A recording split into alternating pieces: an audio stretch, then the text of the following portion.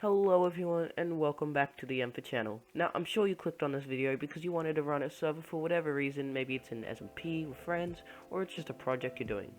But whatever you're doing, you didn't want to have to pay for it. Well, you came to the right place because today I'm going to show you how to run your own Minecraft server for free. Now, there are two ways to do this. You can either run off Aternos, which is a free Minecraft hosting server, or you can run it off your own PC. Firstly, I'm going to show you how to run off Aternos. Go to this website, aternos.org, then tap play. Now for me, I already have an account, but if you're using Aternos for the first time, you're going to need to make an account. It should put you up to this page. You can make a login and password, or you can sign in like Google. Now let's get to the bit where you actually make a server. Tap plus create. This will make a server for you. Tap it again and it should create right here. Now it will come off your username for Aternos first, but you can change that by clicking this and clicking this and do whatever you want. So let's do Empher is cool.aternos.me. Now you won't be able to get every domain because it might be taken, but this one isn't taken yet. You can also change the this thing that pops up in the server, so I'll type up subscribe to Empher, and I will delete this as well. I'll save that, and now that is my domain. With that done, let me show you how to configure stuff. On the server tab here, there's a few options: address and software. Now the default for software is vanilla, which is known as normal Minecraft. If you want to add plugins, you can change this. I would recommend using spigot/bucket.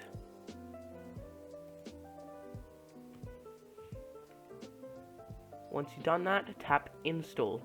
Now you'll see the software you're running off is Spigot. Now if you use running off Spigot, you can add these plugins. Sadly, you can't add your own custom plugins to this, but there are many different plugins on this because it runs off the dev bucket and Spigot website. To add a plugin, I'll just do world edit. You go on this and then you download the version you want. Download. Now if you go to your files, you'll see everything that's here, and you can go to plugins and you'll see worldedit.bucket.7.2.10.jar is now in here. Now let's start up the server. Tap start. Tap yes, I accept the EULA of Mojang. Then tick OK.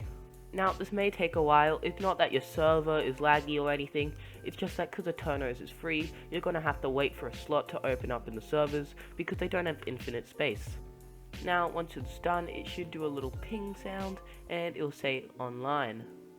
Now like I said, Aternos doesn't have infinite space, so you'll see this timer down here. Once this timer runs out, your server will close down.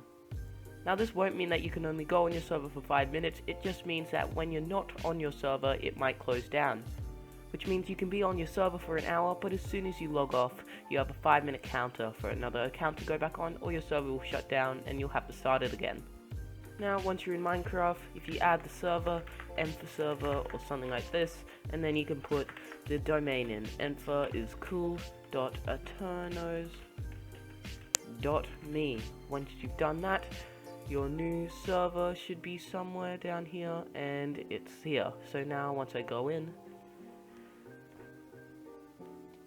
I am in my new server. Now if you want to get creative mode in the server, you're going to need to go to the console, and you're going to need to go to op and then do your username. Once you've done that, I should be able to do /game mode creative, and there we go. And like I said, we added world edit, so we can do /wand, and yep, that all works. And we can try to select something, and let's just do /copy and /paste. You can see that definitely worked, and all our plugins worked. Now I've shown you the Aternos way to do it, but like I said, you can run this off your own computer. Go to www.minecraft.net/en-us/download/server. Now when you download Minecraft_server.1.18.2.dar, if you download that, you can run your own Minecraft server, but remember this will be vanilla. If you want to add plugins, go to this, getbucket.org. You can use Spigot or Bucket, but I recommend Spigot because it is better in general.